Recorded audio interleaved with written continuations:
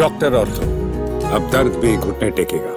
ज्ञानवापी में गेरुआ रंग पर संग्राम छिड़ चुका है। नमस्कार, मैं Kirti Bharadwaj, channel for news UP UK में आप सभी का स्वागत है। वाराणसी की तंग गलियों, मंदिरों की घंटियों और अजानों की गूंज के बीच एक बार फिर एक छोटा सा बदलाव बड़ा विवाद बन गया। मामला जुड़ा है प्रधानमंत्री नरेंद्र मोदी के हालिया वाराणसी दौरे से, जहां एक दीवार पर की गई पेंटिंग ने धार्मिक और सामाजिक बहस को जन्म दे दिया। यह सब शुरू हुआ 29 अप्रैल को, जब प्रधानमंत्री अपने 2 दिवसीय दौरे पर वाराणसी पहुंचे। उनके कार्यक्रम के तहत काशी विश्वनाथ धाम में विशेष पूजा अर्चना होनी थी। प्रशासन ने उनके आगमन से पहले पूरे इलाके को सजाने और सुंदर बनाने की तैयारी की। इसी क्रम में मंदिर के गेट नंबर 4 की ओर जाने वाले रास्ते और ज्ञानव्यापी मस्जिद की बैरिकेटिंग से सटी एक 1.5 से 2 फीट ऊंची दीवार को गेरुआ रंग से रंग दिया गया। सिर्फ रंग ही नहीं, उस पर पारंपरिक वारली शैली की चित्रकारी भी की गई, जिसे प्रशासन ने सांस्कृतिक सौंदर्यकरण का हिस्सा बताया। प्रधानमंत्री के दौरे के दौरान वे इसी रास्ते से गुजरे और करीब 55 मिनट मंदिर परिसर में बिताए। सब कुछ शांतिपूर्ण रहा, लेकिन असली हलचल तब शुरू हुई जब इस पेंटिंग की जानकारी स्थानीय मुस्लिम समुदाय तक पहुंची। जुम्मे की नमाज से पहले ही आशंका जताई जाने लगी थी कि इस मुद्दे पर विरोध हो सकता है। प्रशासन तुरंत सतर्क हो गया। पूरे इलाके में भारी पुलिस बल, पीएसी और आरआरएफ की तैनाती कर दी गई। काशी जोन के विभिन्न थानों से अतिरिक्त फोर्स बुलाई गई ताकि किसी भी स्थिति से निपटा जा सके। नमाज का वक्त आया, लोग जुटे, दुआएं हुई, लेकिन कोई प्रदर्शन नहीं हुआ। सब कुछ शांतिपूर्वक संपन्न हो गया।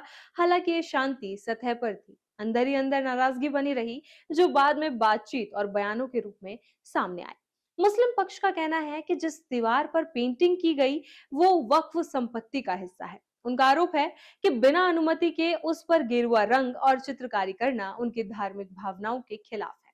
वाराणसी के मुफ्ती बनारस मौलाना अब्दुल बातिन नुमानी ने इस पर कड़ी आपत्ति जताई। उन्होंने कहा कि हमारी जमीन पर बिना इजाजत रंग और चित्र बनाए गए, जो हमारे लिए स्वीकार्य नहीं है। उन्होंने बताया कि पिछले 1 सप्ताह से वे प्रशासन के अधिकारियों से इस मुद्दे पर बात कर रहे हैं और लिखित रूप से भी शिकायत दर्ज करवाई गई है।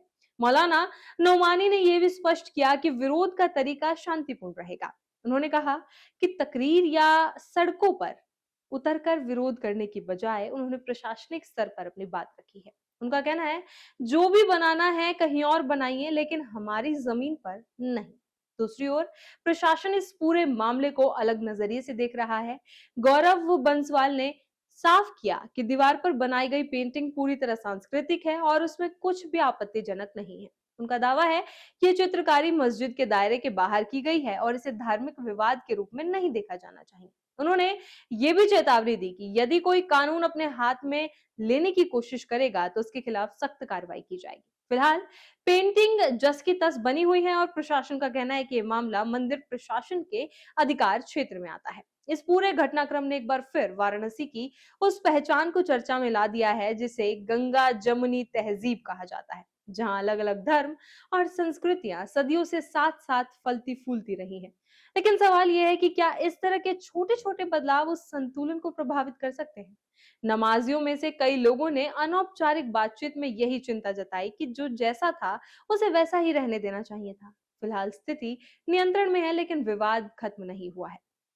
मुस्लिम पक्ष ने स्पष्ट कर दिया है कि वे इस मुद्दे को आगे भी उठाएंगे और जरूरत पड़ने पर उच्च अधिकारियों से मुलाकात करेंगे। इसी तरह की खबरों के लिए बने रहे चैनल फॉर यूपीओके पे।